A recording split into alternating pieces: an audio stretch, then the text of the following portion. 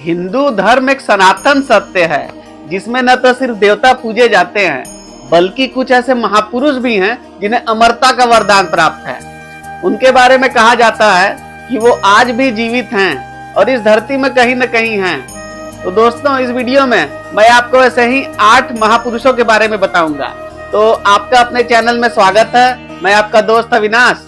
वो कौन से ऐसे 8 चिरंजीवी हैं जो इस धरती में कहीं हैं और जिन्हें अमरता का वरदान प्राप्त है, उनके बारे में जानने के लिए आप पूरे वीडियो में बने रहिएगा दोस्तों। वीडियो स्किप मत करिएगा, नहीं तो आपको समझ में नहीं आएगा। अश्वत्थामा।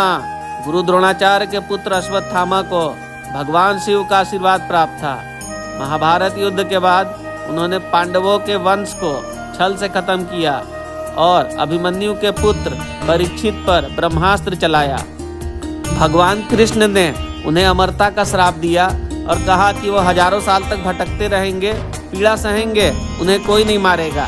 कहा जाता है कि अश्वत्थामा आज भी जीवित हैं और जंगलों में भटक रहे हैं। कृपाचार्य, अमर गुरु। कृपाचार्य कौरवों और पांडवों के कुल गुरु थे और महर्षि गौतम के वंशज थे। वो युद्ध में कौरवों की ओर से लड़े, लेकिन महाभारत युद्ध के बाद भी जीवित बचे। उन्हें चिरंजीवी अमर होने का वरदान प्राप्त था और कहा जाता है कि वो आज भी हिमालय में तपस्या कर रहे हैं। हनुमान जी, भीम के सहायक और अमर देवता।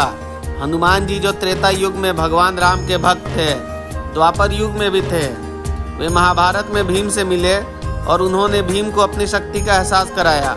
वो 8 चिरंजीवी में से एक हैं और उन्हें भगवान राम और भगवान कृष्ण दोनों का सेवक माना जाता है। महाभारत युद्ध के दौरान वे अर्जुन के रथ पर भी विराजमान थे।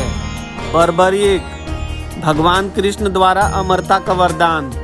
बर्बरीक घटोत्कच भीम के पुत्र थे और अत्यंत शक्तिशाली योद्धा थे।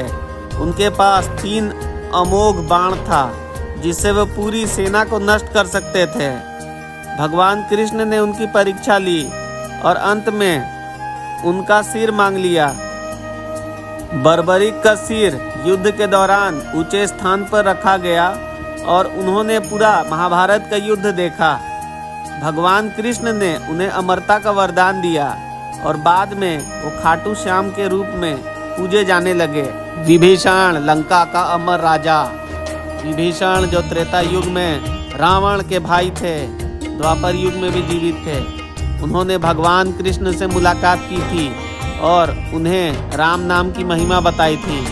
वो 8 चिरंजीवी में से एक हैं और आज भी श्री राम की सेवा कर रहे हैं। भगवान परशुराम। भगवान परशुराम को भगवान विष्णु का 6ठा अवतार माना जाता है। कहा जाता है कि उन्होंने पृथ्वी से अधर्मियों का नाश किया और फिर तपस्या में लीन हो गए। उनको भी 8 चिरंजीवी में से एक माना जाता है और कहा जाता है कि वो आज भी जीवित हैं और तप कर रहे हैं। उनके बारे में मान्यता है कि जब भगवान कालकी, विष्णु भगवान का अंतिम अवतार जब प्रकट होंगे, तब भगवान परशुराम उन्हें अस्त्र विद्या सिखाएंगे। महर्षि वेदव्यास, महाभारत के रचयिता और महान तपस्वी। वेदों का विभाजन और पुराणों की रचना भी उन्होंने ही की। उन्हें भी चिरंजीवी कहा जाता है और माना जाता है कि वो हिमालय में तपस्या कर रहे हैं। राजा बलि। राजा बलि भी 8 चिरंजीवी पुरुषों में से एक हैं। वे आज भी जीवित हैं। माना जाता है कि भविष्य में पुनः विशेष भूमिका निभाएंगे। मार्कंड ऋषि भी 8 चिरंजीवी में से एक हैं। वो ज्ञान, शिव भक्ति और अमरता के प्रतीक हैं। उन्हें भगवान शिव ने अमरता का वरदान दिया था, इसीलिए कहा जाता है कि वो आज भी जीवित हैं। तो दोस्तों, आपने इस वीडियो में इन 8 अमर चिरंजीवी के बारे में देखा जो कि धर्म, भक्ति, त्याग और शौर्य के प्रतीक हैं। इनके बारे में कहा जाता है कि ये इस वक्त भी धरती में किसी न किसी रूप में हैं। इनकी कथा केवल एक कहानी नहीं है बल्कि हमारे अस्तित्व का गूंज है। तो ठीक है दोस्तों, मैं आशा करता हूं कि मैंने आपको इन 8 अमर चिरंजीवी के बारे में बताया है। हो सकता है आपको अच्छा लगा हो। आपको इसके बारे में कुछ कहना है तो आप नीचे कमेंट करिए। ठीक है दोस्तों, मिलते हैं आपसे अगले बार किसी और टॉपिक पे। तब तक के लिए राधे राधे, हर हर महादेव, नमस्कार और जय हिंद।